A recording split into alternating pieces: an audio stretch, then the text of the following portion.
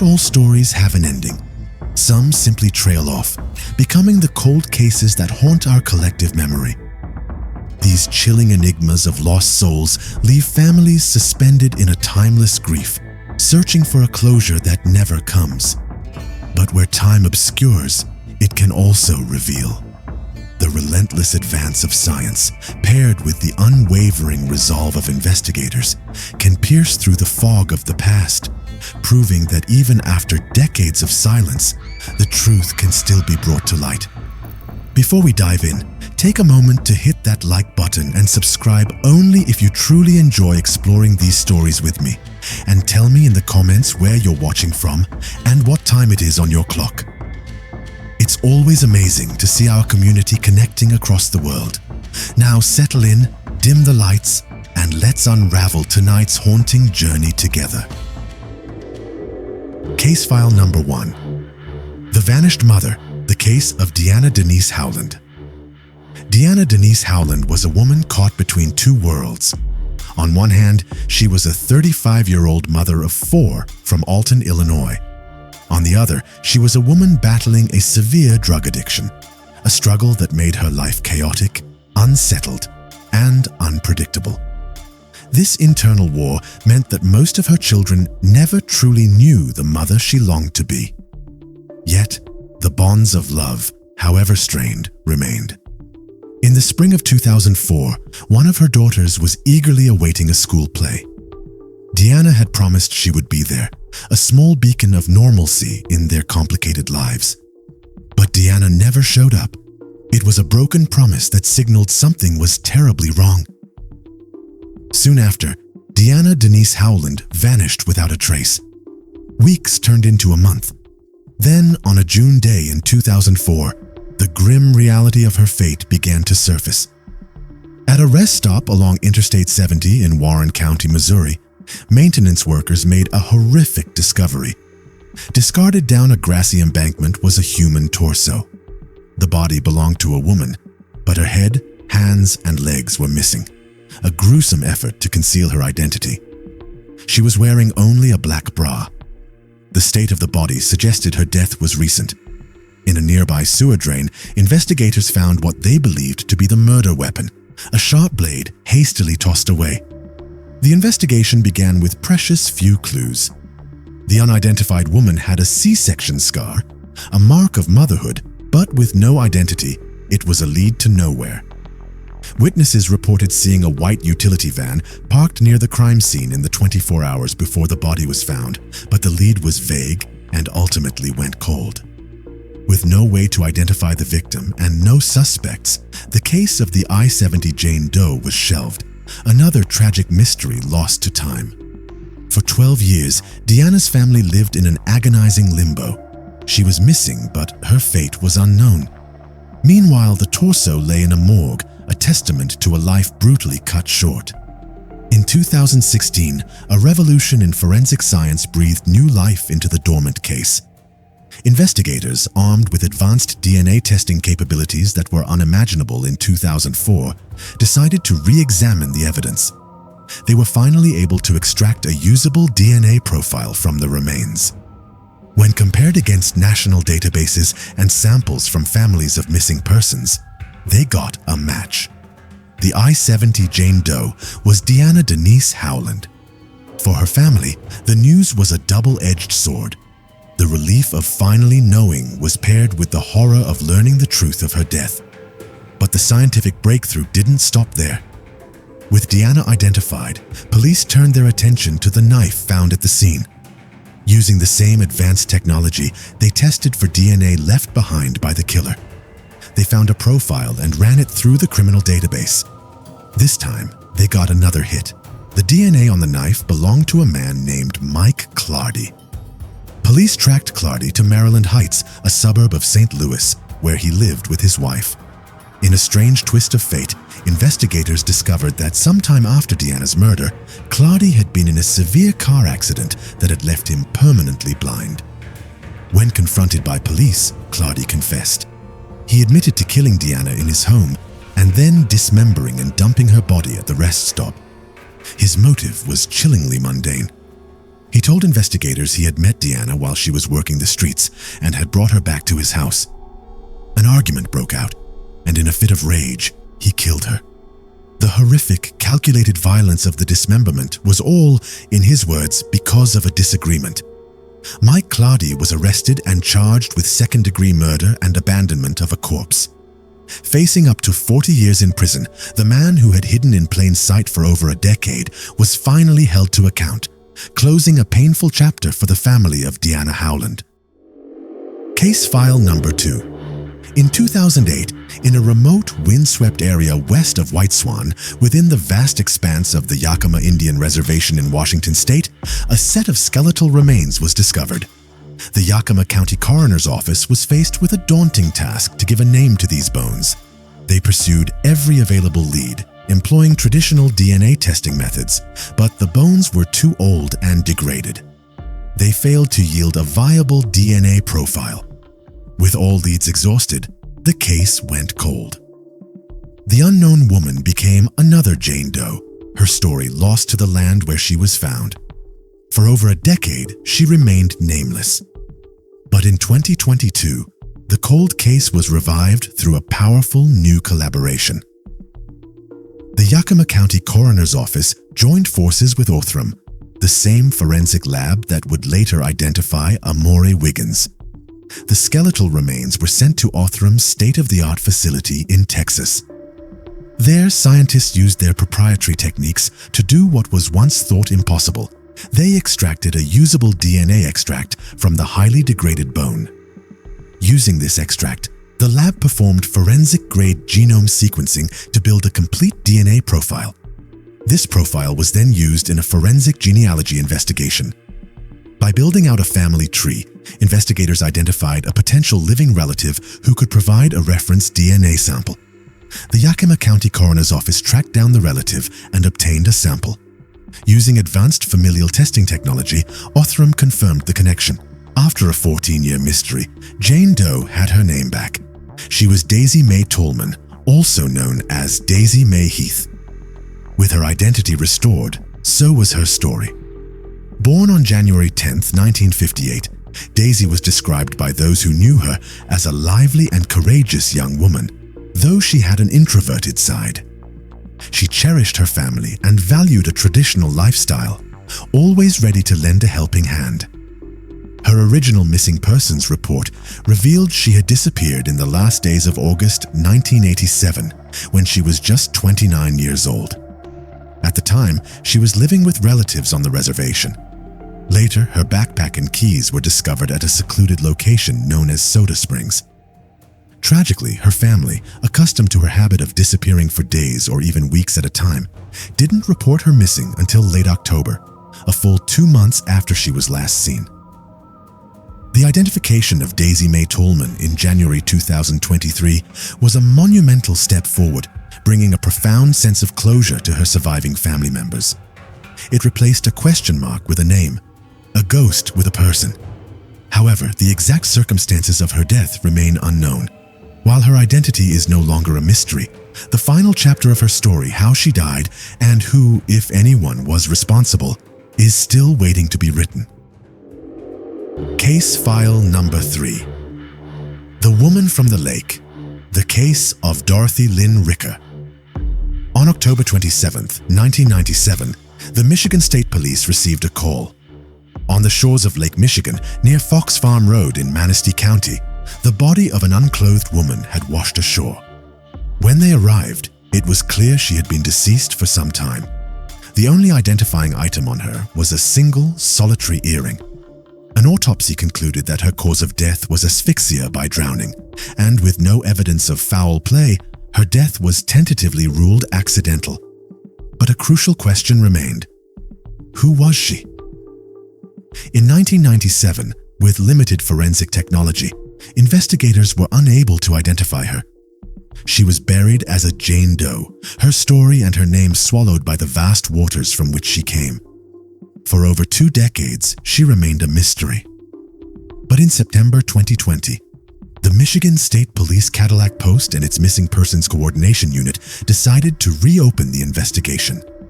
Spurred by the incredible advancements in DNA analysis, they believed they might finally be able to give the unknown woman her name back. Her body was exhumed, a solemn but necessary step on the path to truth.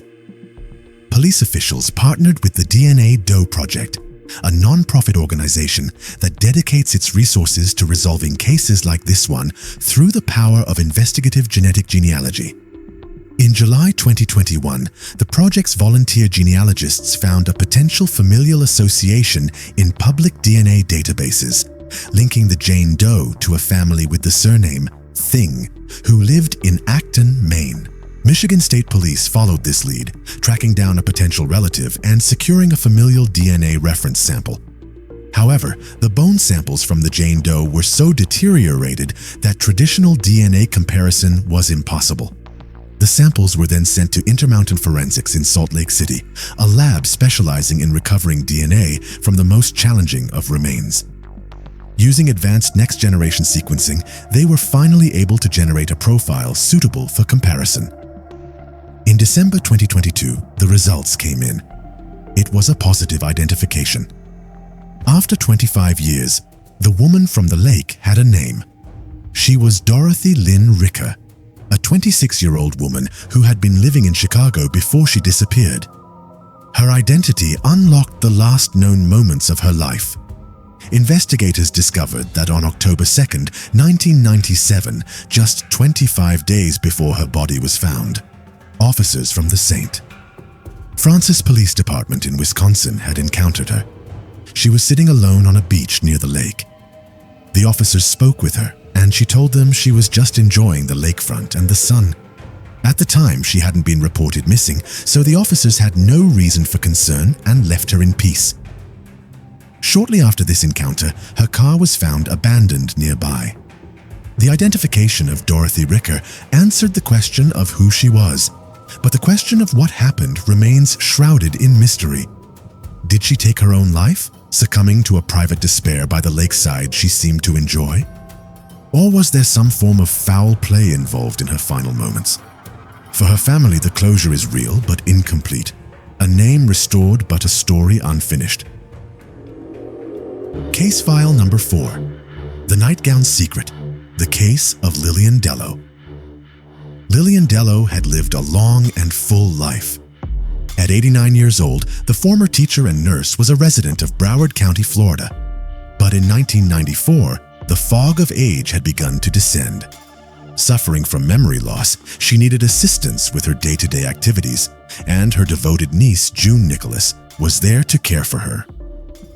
On the afternoon of April 29, 1994, June entered her aunt's home for a routine visit, but she was met with a scene that would haunt her forever. Lillian was dead. She had been murdered. Investigators surveyed the scene and quickly pieced together a likely scenario. The assailant appeared to have gained entry through a bedroom window and had ransacked the place. This suggested it wasn't a targeted attack on Lillian personally, but rather a burglary that had taken a horrifically violent turn. Police diligently collected evidence from the crime scene, bagging and tagging various objects in the hope of finding a clue. But the trail went cold, and the case remained unsolved for years. A decade later, in 2004, a detective with the Broward County Sheriff's Office decided to re-examine the physical evidence with newer technology. They retested Lillian's nightgown and made a stunning discovery. Male DNA was present on the fabric. It was a massive breakthrough, a silent witness waiting for its moment. Still, without a suspect to match it to, the case remained in limbo. The investigation was officially reopened in 2019 by the Broward County Sheriff's Office Cold Case Unit. Detectives combed through previous records and re-examined DNA databases looking for any potential leads that might have been missed. Eventually, their search pointed them to a likely suspect, a homeless man named Johnny Mack Brown. Brown was a former United States Marine who, at one time, had lived just down the street from Lillian. His family members told detectives that he had suffered for years from severe substance abuse and PTSD, demons that had ultimately contributed to his death from cancer in 2010. The suspect was dead. but the case wasn't. Investigators were certain he was their man, but they needed definitive proof. In August 2022, they obtained a court order to exhume Brown's remains from his grave at the South Florida National Cemetery in Palm Beach County. A DNA sample was taken from the remains and sent to the Broward County Sheriff's Office crime lab. The results came back as a direct match. The DNA on Lillian Dello's nightgown was a perfect match to the DNA of Johnny Mac Brown. The secret the nightgown had held for nearly 3 decades was finally revealed. When June Nicholas was told that her aunt's killer had been identified, the weight of decades of uncertainty was finally lifted. Though there would be no trial, no day in court for the man responsible, the truth was enough. "I know," she said with profound relief, "that wherever she is, she can sleep in peace." Case file number 5. The Grandfather Clock. The case of William and Ina Campbell. William and Ina Campbell were a beloved elderly couple, both in their 80s, living a quiet life on Jackson Road in Clarksville, Tennessee. They were the kind of neighbors everyone knew and liked. In January 2010, a heavy snowstorm blanketed the region, making the roads treacherous. A neighbor, sliding on the icy pavement, accidentally struck and damaged the Campbells' mailbox. The neighbor, feeling terrible, tried calling the couple several times to apologize and let them know, but William Campbell didn't answer his phone. Growing concerned, the neighbor then called Daniel Champagne, another neighbor who was exceptionally close to the Campbells. They thought of him as a son, so much so that they had entrusted him with a spare key to their house. Daniel also tried calling, but there was still no response. An uneasy feeling began to set in. With no other option, Daniel decided to use the key and check on them. As he entered the familiar warmth of the Campbell home, he was greeted by an appalling, world-altering sight. William and Ina Campbell were in their beds. They had been murdered as they slept. Due to various medical issues that came with age, the couple slept in separate beds. Daniel found Ina with her oxygen tube still attached to her nose, a heartbreaking detail in a scene of utter brutality. As the initial shock began to subside, Daniel looked around. The house had been ransacked. Drawers were ripped open and kitchen cupboards were left hanging agape. But something was deeply strange. According to Clarksville Police Detective Tim Anderson, who worked the case, guns are almost always the first thing stolen in a home invasion in that area. Yet none of the Campbells' guns were missing. Jewelry boxes sat untouched. A safe had not been tampered with. Cash that the Campbells had lying around was still there. This wasn't a simple robbery. The killer wasn't after a few $100s or some jewelry. This led investigators to a chilling conclusion. The person behind this crime had an ulterior motive, something far more substantial to gain, and the fact that the Campbells' dogs, known to bark at strangers, never made a sound, suggested the killer was someone they knew and trusted. Suspicion immediately fell on one person, their adopted son, William Roger Campbell. As their heir, he stood to inherit their entire estate, valued at over $250,000.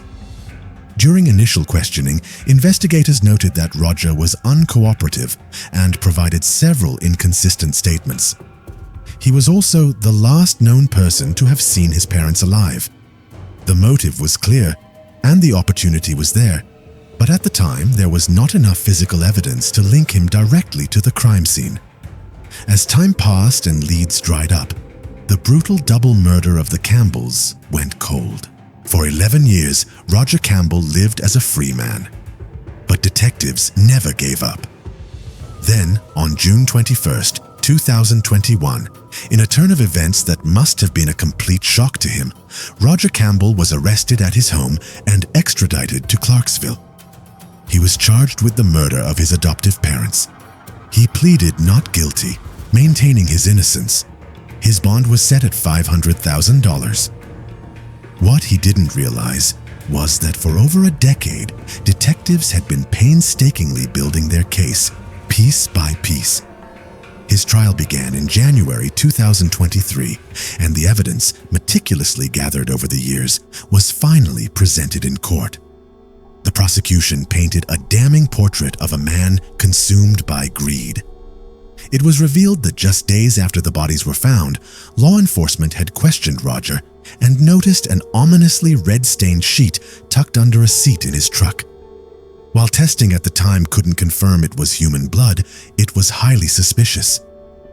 More concretely, forensic teams had found traces of Roger's blood on a dish soap bottle near the kitchen sink and in the drain of his upstairs bathroom sink. His own family testified against him. His ex-wife, Linda Campbell, told the court that just 3 days before the murders, she had been paged to her register at the commissary where she worked, only to see Roger standing there with his mother, Ina. Linda hadn't seen or spoken to Roger in 13 years. She described how he seemed overly eager to strike up a conversation, only to make it explicitly clear that he was in town for just a short while and would be leaving on January 28th, the very day the Campbells were murdered. "I thought, why do I care when you're leaving?" she testified. It seemed a clear, clumsy attempt to establish an alibi in advance. The couple's grandson and Roger's son, William Sean Campbell, also took the stand. He described a close bond with his grandparents, but a deeply estranged relationship with his father. "I've been on this earth 35 years, he said, and in that 35 years, I've spent less than 24 hours around him." He spoke of his betrayal when he learned, shortly after the funeral, that his father was holding an estate auction without ever offering him a single memento of the grandparents he loved. Perhaps the most damning testimony came from Andrew Smith, the owner of a local clock shop. Smith testified that the Campbells owned a very rare and valuable Lynn-Stritch grandfather clock. He had maintained it for years and had once offered Bill Campbell $5,000 for it, an offer he made in front of Roger. Bill, knowing the clock's true antique value, had refused. Smith recalled that in the days immediately following the tragedy, he received a phone call from Roger asking if he was still interested in buying the clock. Smith excitedly agreed. When he arrived at the Campbells' house, he was greeted not by his frequent patrons, but by their son. "I said, 'Where's your mom and dad?' Smith told the court. He seemed nervous, shaky, and said, 'Didn't you hear? Mom and dad were shot and killed in their bedrooms.' Without hesitation, Smith tried to halt the sale, but Roger insisted he was the sole heir and could do as he pleased. What Smith found most bizarre was Roger's completely unfazed demeanor. Still reeling from the news of the murders, Roger tried to bargain with Smith, asking for $6,000 instead of the original $5,000. He eventually sold his father's prized clock for the original offer. Finally, the prosecution dismantled Roger's own timeline. He had told detectives he left his parents' home around 7 a.m. on January 28th, noting they were still in their nightwear. But forensic specialists determined the time of death was somewhere around 6:20 a.m., well before Roger claimed to have left the premises. The Assistant District Attorney, Crystal Morgan, summarized the motive in a few chilling words. "They weren't dying fast enough. That's why he killed them. He needed money, and they weren't dying quick enough." On January 23rd, 2023, the jury agreed. 66-year-old William Roger Campbell was found guilty on 2 counts of first-degree murder. Justice, after a 13-year wait, had finally been served. These cases stand as powerful testaments to the enduring spirit of justice.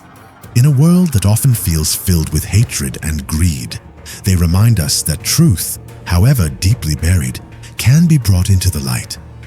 Thanks to modern technologies and the unwavering determination of those who seek it, we have a fighting chance, a better chance than ever before of finding it. That concludes today's video.